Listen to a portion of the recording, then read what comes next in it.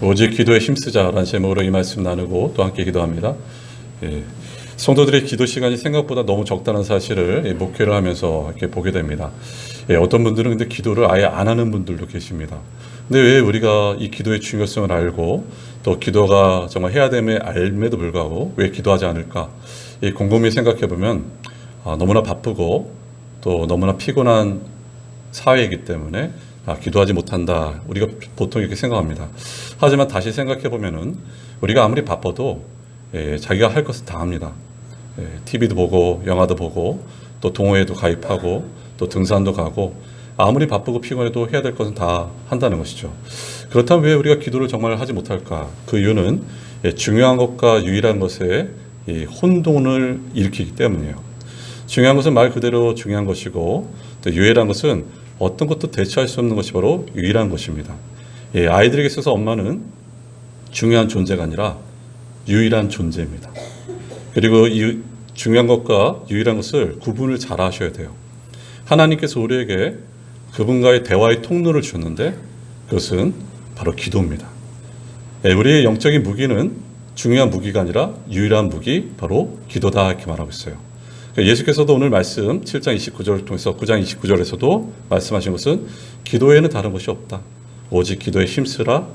오늘 우리가 이 말씀 붙잡고 또 기도의 삶을 살길 바라면서 이 세 가지 내용을 한번 살펴보겠습니다. 첫 번째는 낙심한 아버지의 내용입니다.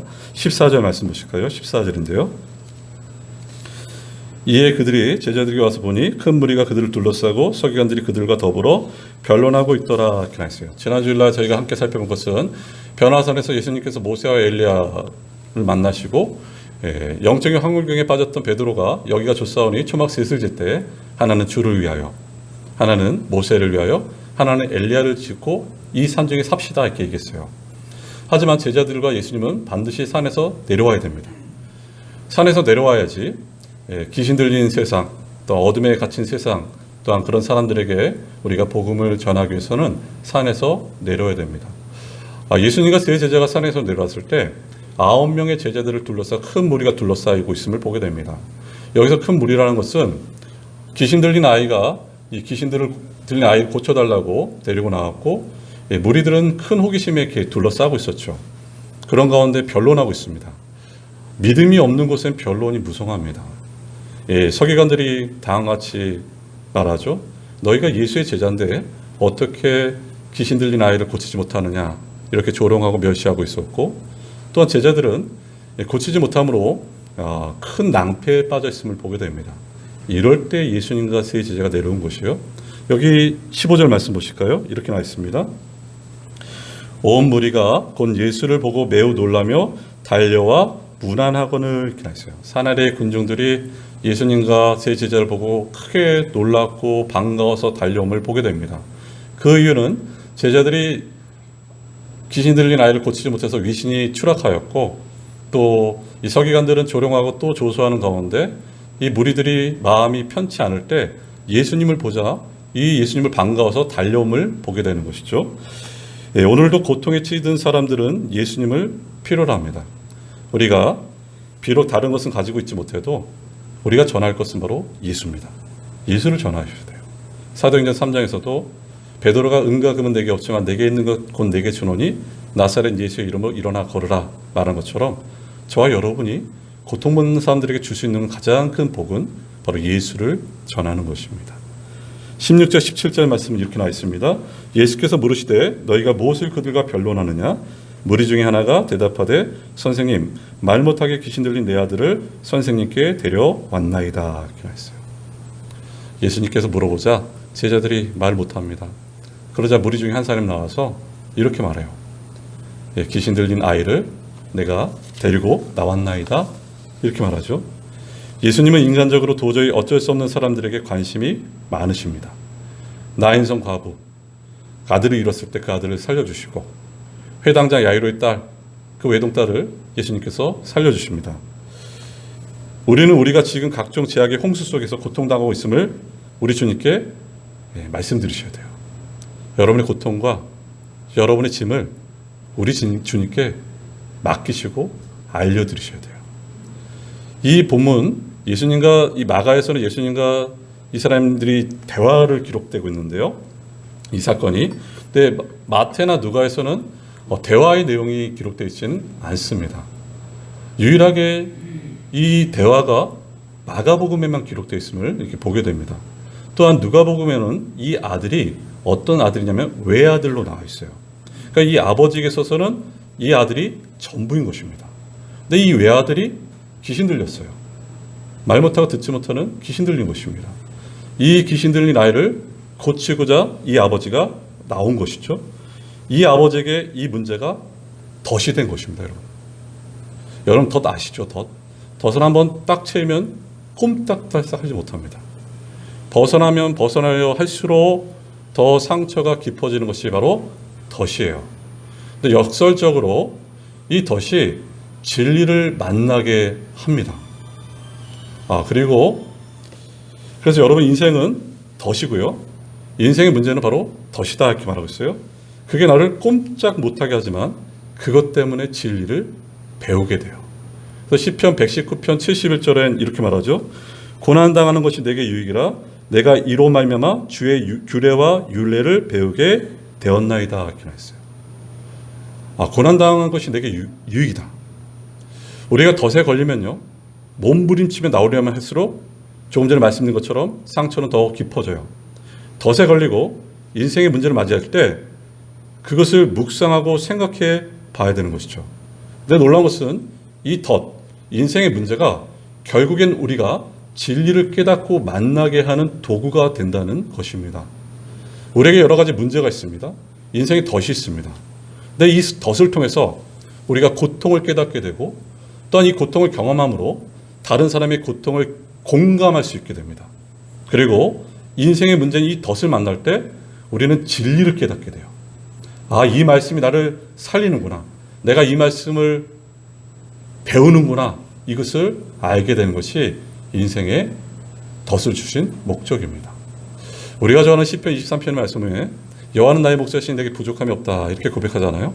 근데 4절 말씀에 사망의 음침한 골짜기로 다닐지라도 내가 해를 두려워하지 않는 이유는 주의 지팡이와 막대기가 나를 안위하고 보호하신다는 것이에요.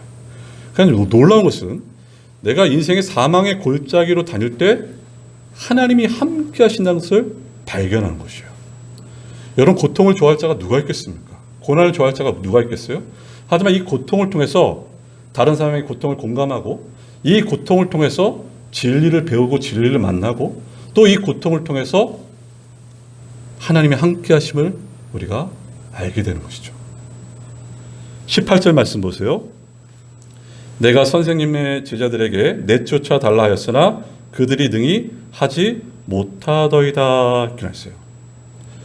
이 사람이 그 아들을 고쳐달라고 선생의 제자들에게 고쳐달라고 했지만 이 제자들이 고쳐주지 못합니다. 거기서 찾아오는 것이 뭐냐면 실망이에요. 내가 기대를 가지고 나갔지만 내 기대대로 되지 않을 때 나타나는 것이 바로 실망입니다. 이게 다른 말로는 낙심이에요. 신약 성경에는 낙심이라는 단어가 총 11번 나옵니다. 그 중에 바울 서신엔 8번 나오고 고린도후서 4장에는 이 낙심이라는 단어가 3번 나와요. 고린도후서 4장 8절에 이렇게 나와 있죠.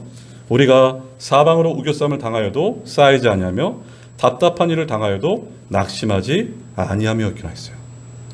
여기 답답한 일이라는 것은 두 가지 언어가 합성된 언어인데 하나는 뭐뭐가 없다. 그리고 또 하나는 여행이라는 뜻이 있어요. 한마디로 이 단어 답답하다는 얘기는 내가 어느 곳을 가는데 아무것도 없다는 것이에요. 내가 가긴 가야 되는데 내게 필요한 것이 없다. 이게 답답함이에요. 그리고 여기 4장 8절에 답답한 일을 당하여도 다음에 낙심하지 아니하며 이 얘기는 낙심이라는 얘기는 마음이 약하고 용기를 잃어버리는 것입니다. 근데 바울이 답답한 일을 당하고 낙심하지 아니하는 이유가 뭘까요? 4장 7절에 말하고 있죠. 이 질그릇 안에 깨어지기 쉬운 이 질그릇 안에 보배를 담아뒀다는 것이에요. 그 보배가 누구냐면 복음이신 예수 그리스도입니다. 여러분. 그래서 답답한 일을 당하여도 낙심하지 않는 것이에요. 한 주간에 얼마나 많은 답답한 일을 당하셨어요. 낙심한 일을 겪으셨습니까? 그런데 우리가 다시 일어날 수 있는 일은 뭘까? 예수를 바라보셔야 돼요. 여러분. 예수가 우리의 힘입니다. 예수님이 우리의 보배이십니다. 그분이 우리의 지혜이십니다. 그분이 우리의 생명이십니다. 그가 우리를 책임지세요, 여러분. 오직 예수예요. 예수님이 전부세요. 한 젊은 분이, 이분이 아버지가 굉장히 부자였고 젊은 나이에 이제 사업체를 물려받았어요. 근데 경험이 미숙하다 보니까 이 사업체가 부도가 나고 모든 것을 잃어버리게 됩니다. 이 젊은 사람이 낙심하게 되죠. 술에 취하게 되고 술 중독에 빠집니다. 크리스마스 이브 날 여전히 술에 취해서 누워 있는데 한 노신사가 그 청년을 보고 깨웁니다. 그리고 식당에 데려가서 따뜻한 국밥을 사줘요. 다 먹고 나서 청년과 함께 걸어나오면서 교회 앞에 서게 되고 교회 앞에서 십자가를 가리키면서 청년 저게 뭡니까 물어봐요. 십자가입니다 이렇게 말했어요. 좀 더 유심하게 보라고 얘기했어요. 이렇게 보니까 저게 뭐로 보입니까? 저게 계속 쳐다보면, 십자가를 계속 쳐다보면 더하기로 보인다 이렇게 말하고 있어요. 청년의 지금까지 삶이 뺄셈이었다면 예수를 만나고 예수를 믿으면 복된 인생이 된다, 이것을 가르쳐주고 있는 것입니다. 사랑하는 여러분, 십자가 예수를 바라보십시오. 그러면 뺄셈 인생이 더하기 인생이 될 것이에요. 절망의 인생이 희망의 인생이 될 것입니다. 슬픔의 인생이 기쁨의 인생이 될 것이에요. 그래서 오직 우리는 믿음의 주요 온전케 하신 예수를 바라보셔야 돼요. 내게 믿음 주시고 그 믿음을 완성케 하신 예수를 끊임없이 바라볼 때 낙심과 절망에서 일어날 수 있는 것입니다. 두 번째 우리가 살펴볼 것은 믿음이 없는 세대입니다. 19절 말씀 보실까요? 대답하여 이르시되 믿음이 없는 세대여 내가 얼마나 너희 함께 있으며 얼마나 너희에게 참으리요 그를 내게로 데려오라 하시매 이렇게 말했어요. 여기 믿음이 없는 세대라는 것은 직접적으로 제자들을 말하고 있죠. 제자들에게 믿음이 없는 세대여 이렇게 말하고 있어요. 근데 더 나아가서는 모든 세대를 말하고 있어요. 믿음이 없는 세대요. 그리고 그를 데려오라 이렇게 말합니다. 귀신 들린 아이를 데려오라 말하고 있어요. 여러분 우리가 여기서 생각할 것은 신앙은 너무나 양극단으로 나가시면 안 됩니다. 예를 들면 어떤 분들 모든 게 귀신이에요. 감기 걸려도 귀신, 연필 깎다 손 비어도 귀신, 모든 게 귀신 역사했다 생각. 이것도 위험합니다. 또 하나는 현대가 과학이 이렇게 활성화되어 있는데 귀신이 뭐가 귀신이 있냐? 이것도 위험한 것이에요. 여러분 귀신이 있습니다. 천사도 있어요.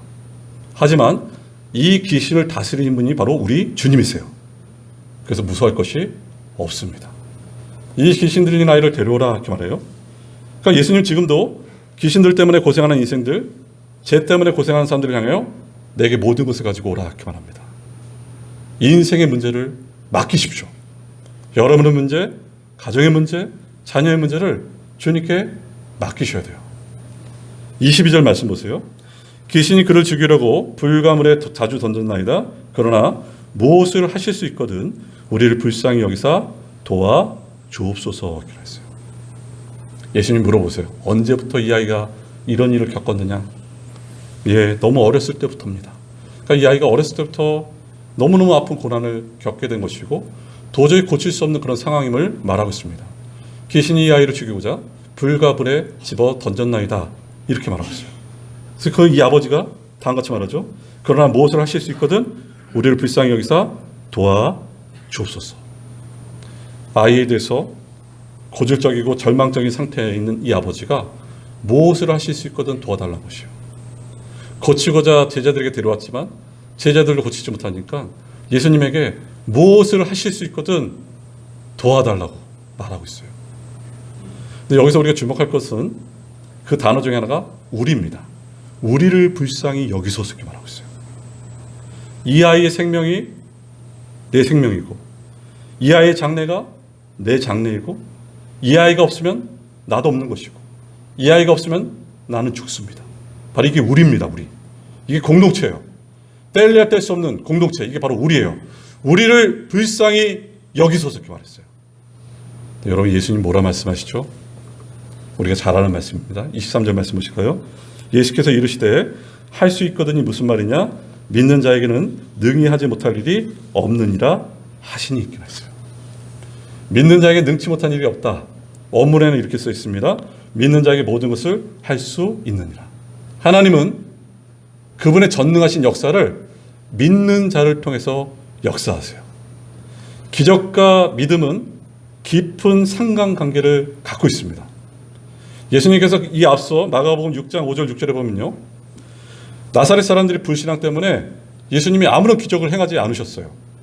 하지만 믿는 자에게는 예수께서 기적을 행하셨습니다. 예수님의 능력은 기계적으로 모든 사람에게 나타나는 것이 아니라 예수님의 능력은 믿는 자에게 나타납니다.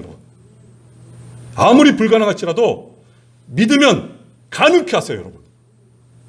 하지만 믿지 않으면 기적과 역사가 나타나지 않습니다, 여러분. 그분을 믿으셔야 돼요. 그분을 신뢰하셔야 돼요. 믿을 때 하나님의 역사를 체험하실 것이에요. 기도의 전성시대라는 책에 보면요, 여기 목사님이 자기 예전 일을, 이 믿음의 기도를 소개하고 있습니다. 자신의 첫째 딸 수아가 갑자기 얼굴이 눈동자가 노래지고 복수가 차고 얼굴이 황달기가 나온 것이에요. 그래서 깊이 병원에 갔더니 급성 감염이었습니다.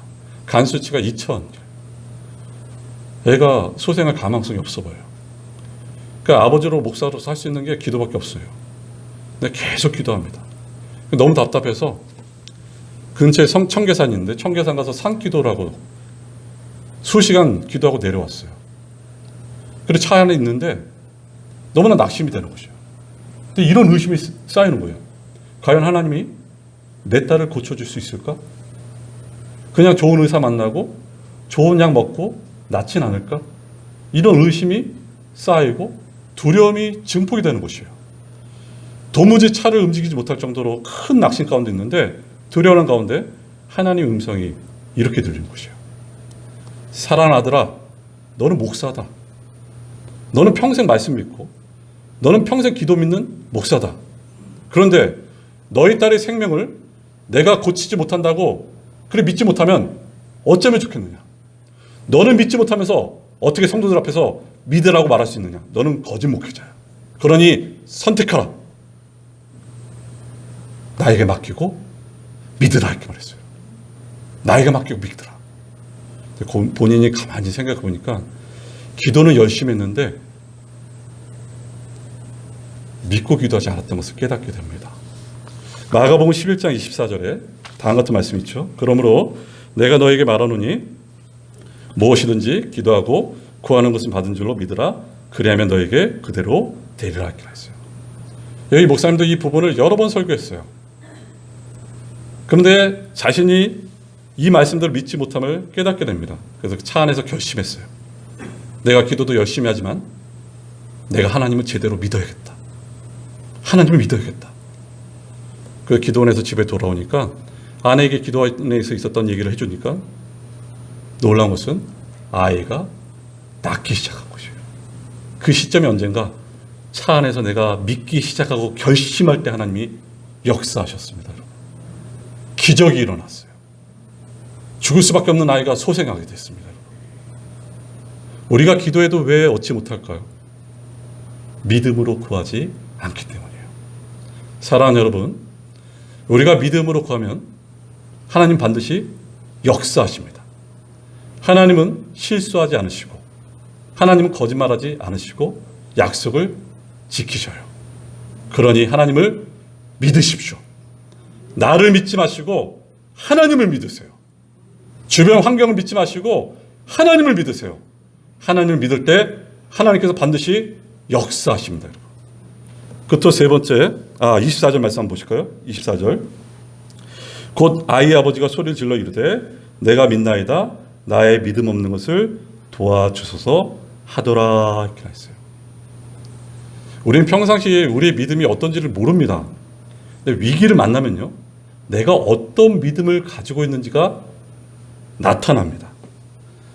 이 앞서 이 아버지는 아들을 고쳐달라고 구하였던 이 아버지가 지금 이렇게 말하고 있어요. 내가 믿나이다. 나의 믿음 없는 것을 도와달라 이렇게 말하고 있어요. 여러분, 이 말은 굉장히 모순입니다. 내가 믿어요. 근데 나의 믿음 없는 것을 도와달라는 것이에요. 입술로 믿습니다. 근데 마음 깊은 곳에서는 믿지 못해요. 근데 이 아버지 고백뿐만 아니라 우리 모두의 고백입니다. 입술로는 주여 믿습니다 하지만 내 마음 구석에서는 불신앙이 있어요, 여러분. 놀라운 것은 우리가 이렇게 믿음으로 나갈 때, 믿음을 몸부림칠 때 하나님께서 우리를 용서하시고 그분의 관용 넓으신 마음으로 그 작은 믿음조차도 인정하십니다. 믿음이 없는 것을 아는 것도 믿음입니다. 내가 직분을 받고 교회를 오래 다녔지만 어느 순간 내가 믿음이 없는 것을 발견합니다. 여러분은 그럴 때 이렇게 기도하셔야 돼요. 내가 믿나이다. 나의 믿음 없는 것을 도와주소서. 누가복음 17장 5절에 사도들이 이렇게 기도합니다. 한번 보실까요? 사도들이 주께 여짜오되 우리에게 믿음을 더하소서 하니 했어요. 위대하신 믿음의 주님 앞에서 자신들 초라함과 두려워하는 자신들 보면서 이렇게 구하죠. 우리에게 믿음의 믿음을 더해달라고 구하고 있습니다. 사랑하는 여러분, 우리가 하나님께 많은 것을 구합니다. 많은 것을 구하셔야 돼요. 하지만 우선순위 중에 하나가 어떤 걸 구하셔야 되냐면 내게 믿음의 믿음을 더 달라고 기도하셔야 됩니다. 나는 믿음 없습니다. 하나님 이런 나를 불쌍히 여기사 내게 믿음의 믿음을 더하소서. 그리고 그 하나님을 믿으십시오. 그것도 세 번째, 오직 기도입니다. 우리 25절 말씀 보실까요? 예수께서 무리가 달려와 모이는 것을 보시고 그 더러운 귀신을 꾸짖어 이르시되 말 못하고 못 듣는 귀신아 내가 내게 명하노니 그 아이에게서 나오고 다시 들어가지 말라 하심에 있기로 했어요. 여러분, 예수님은 창조주, 구원주, 전능하신 하나님이 이 귀신을 꾸짖습니다. 나오라. 말 못하게 하고 듣지 못하게 하는 그 귀신아 나오라. 그리고 다시는 들어가지 말라 명하셔요. 여러분, 이 아이의 마음 가운데는 어떤 게 임했을까요? 천국이 임했어요. 하나님 나라가 임했어요. 하나님 나라는 주님의 통치가 바로 하나님 나라인데 그 아이의 마음 가운데 하나님 나라가 임한 것이에요. 그러면서 주께서 27절 말씀 보세요. 예수께서 그 손을 잡아 일으키시니 이에 일어서니라. 예수님이 이 아이의 손을 잡고 일으켜 세우세요. 여기 일으키셨다는 얘기는 부활이라는 단어를 쓰고 있습니다. 그러니까 앞으로 예수께서 부활하심을 나타내고 있고 이 아이를 힘을 주어 일으켰더니 이 아이가 일어납니다. 예수님이 손댈 때 우리가 힘을 얻게 돼요. 사랑하는 여러분, 그래서 주님과 친밀한 교제를 나누세요. 그러면 우리가 영적인 힘을 얻게 됩니다. 왜 예수께서 그 바쁘신 가운데서도 한적한 곳에 새벽에도 밤에도 밤이 맞도록 기도하셨을까? 아버지로부터 힘을 얻기 위한 것을 알려주시기 위한 것입니다. 여러분, 주님을 만날 때 우리가 힘을 얻게 됩니다. 근데 이 제자들이 이렇게 물어봐요. 28절 말씀 보실까요? 집에 들어가심에 제자들이 조용히 묻자오되 우리는 어찌하여 등이 그 귀신을 쫓아내지 못하였나이까 이렇게 물어봐요. 사람들이 다 떠나고 제자들이 예수님께 물어봐요. 우리가 예전에는 귀신을 쫓아냈는데 왜 오늘 지금은 이 귀신을 쫓아내지 못하고 아이를 고치지 못했습니까? 예수님께서 제자들을 뽑으신 목적은 제자들과 함께하고 제자들에게 전도를 보내고 그리고 귀신을 쫓아내는 능력을 주시기 위해서 제자를 뽑으셨습니다. 그래서 누가복음 10장 17절에 이렇게 나와 있어요. 70인이 기뻐하며 돌아와 이르되 주여 주의 이름이면 귀신들도 우리에게 항복하더이다 이렇게 나와 있어요. 그러니까 제자들이 이전에는 귀신들을 쫓아내고 귀신들도 항복하는 이런 놀라운 경험을 했어요. 그런데 이 제자들이 물어봅니다. 근데 왜 지금은 이 아이를 고칠 수가 없습니까? 물어봐요. 예전에는 고쳤는데 왜 지금 고칠 수 없습니까? 여러분, 믿음은 진행형입니다. 과거의 믿음이 아니라 지금 믿음으로 기도해야 되는 것이에요. 이게 오늘날의 우리의 질문이죠. 밤에 보면요, 대한민국이 얼마나 복받았는지 십자가의 붉은 숲이 이루어져 있어요. 교회는 점점 많아지는데 그런데 왜 세상은 점점 악해지고 강팍해질까? 왜 우리는 이 작은 동네 하나 변화시키지 못할까? 그 이유는 우리가 지금 믿음으로 기도하지 않기 때문입니다. 예수님이 기도에 대해서 다시 강조하세요. 그 내용이 29절입니다. 한번 보실까요? 이르시되 기도 외에 다른 곳으로는 이런 종류가 나아갈 수 없느니라 하시니라 이렇게 했어요. 여기 원문에 보면 기도와 금식 외에는 이런 종류가 나갈 수 없다. 여러분, 기도는 하나님께서 어떤 것을 얻고자 하는 그런 수단이 기도가 아니라, 기도는 나는 하지 못하지만 하나님 하실 수 있으니 하나님 도와달라는 것이 바로 기도입니다. 금식도 마찬가지예요. 외부로부터 오는 음식을 끊고 나의 도움은 오직 하나님이시니 하나님 이 문제를 해결하려고 하는 것이 금식이에요. 기도와 금식의 공통점은 내 힘은 약하고 못하오니 하나님 도와달라는 것이 기도와 금식입니다. 여기서 보면요, 다음같이 말하고 있어요. 29절에 기도 외에 다른 곳으로는 이런 종류가 나아갈 수 없느니라 하시니라 이렇게 했어요. 여기서 이런 종류라는 얘기는 기도에는 이런 종류가 나갈 수 없다. 귀신도 여러 가지 종류가 있습니다. 약한 귀신이 있고 강한 귀신이 있어요. 근데 지금 이 아이에 들어갔던 귀신은 강한 귀신이에요. 이 강한 귀신을 이길 수 있는 힘은 어디 있는가? 기도밖에 없다, 이것을 말하고 있어요. 여러분. 기도의 능력을 말씀하고 있어요. 여러분, 우리의 싸움은 혈과 육이 아닙니다. 주변 지체들이 우리의 싸움의 대상이 아니에요. 우리 싸움의 대상은 악한 영들이 우리의 싸움의 대상입니다. 그래서 에베소 6장 12절 말씀에 이렇게 나와 있어요. 한번 보실까요?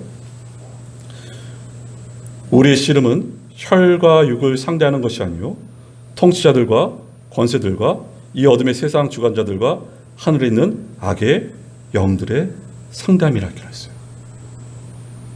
이런 악한 영들이 지금 너무 활기를 치는 것 같아요. 악은 방치하면 더 악이 퍼져나갑니다, 여러분. 그래서 지금의 세상이 너무나 악해지고 팍팍해지고 교묘해지고 무정해지고 무자비해지고 있어요. 악이 팽배하고 있습니다. 그런데 우리는 어떻습니까? 우리는 더 말씀 안 읽고 더 기도하지 않고 예배 시간 조금만 설교가 길어지면 뒤로 몸을 지키고 이런 우리들의 모습이에요. 어떻게 이길 수가 있겠습니까? 사랑하는 여러분, 영적으로 잠든 우리가 일어나길 바랍니다. 여러분. 깨어나길 바랍니다. 모이게 더 힘쓰고 말씀 더 보고 기도에 힘쓸 때 하나님 나라가 저와 여러분의 가정과 교회에 임할 것입니다. 여러분. 이거 붙잡고 기도하는 것이 이거 붙잡고. 최근에 한국교회 신뢰도가 땅에 떨어졌습니다. 한국교회가 세택이란 말을 많이 해요. 비종교인을 향해서 설문조사를 했는데 호감도를 보니까 불교도가 25%, 천주교 18%, 기독교가 10%예요. 오래전 과거에서는 호감도를 비종교인들 조사할 때 기독교가 50, 천주교가 25.6, 불교가 24.3이었어요. 그러니까 기독교가 많이 이탈했습니다. 근데 문제는 교회마다 아이들이 없어요. 아이들이 사라졌어요. 왜요? 아이들을 성도로 여기지 않았기 때문입니다. 앞으로 3, 40년 후에 어떤 일이 벌어질지 모릅니다. 그래서 기도가 세택이라, 교회가 세택이라 말하고 있어요. 이런 세택이를 맛보고 있는 현실 가운데 그 앞선 세대인 유럽의 세택이를 맛봤을 때 20세기 최고 강해 설교자 마틴 노이드 존스가 이렇게 외쳤습니다. 뭐라고 외쳤는가? 우리 선조들이, 조상들이 팠던 우물을 다시 파야 된다, 이것이요. 이삭이 광야에 쫓겨났을 때 아브라함이 팠던 우물을 다시 판 것처럼 우리가 이 우물을 다시 파야 된다는 것이요. 예전에 흘렀던 그 물이 지금 막혀 있는데 이 우물을 다시 파야 된다는 것이요. 여러분, 이 우물이 뭐겠습니까? 기도예요. 기도의 우물을 다시 파자는 것이요. 쇠퇴한 그곳에 기도의 우물을 파면 생명수가 흘러넘어서 소생케 되는 역사가 일어납니다. 한국교회 전성기가 기도의 전성기였어요. 한국교회 세태기가 기독교의 세태기라는 것을 우리가 부인할 수 없습니다. 그렇다면 저와 여러분이 그냥 패배주의로 어쩔 수 없어 이렇게 머무는 것이 아니라 기도에 힘쓰셔야 돼요. 제자들이 물어봤잖아요. 왜 우리는 못 쫓았습니까? 왜 우리는 하지 못했습니까? 오직 기도밖에 없다 이것이요. 기도가 나를 살립니다. 기도가 가정을 살려요. 기도가 자녀를 살리고, 기도가 교회를 살리고, 기도가 이 대한민국을 살릴 줄 믿습니다. 오직 기도에 힘쓰셔야 돼요. 우리 이 시간에 함께 기도하겠습니다.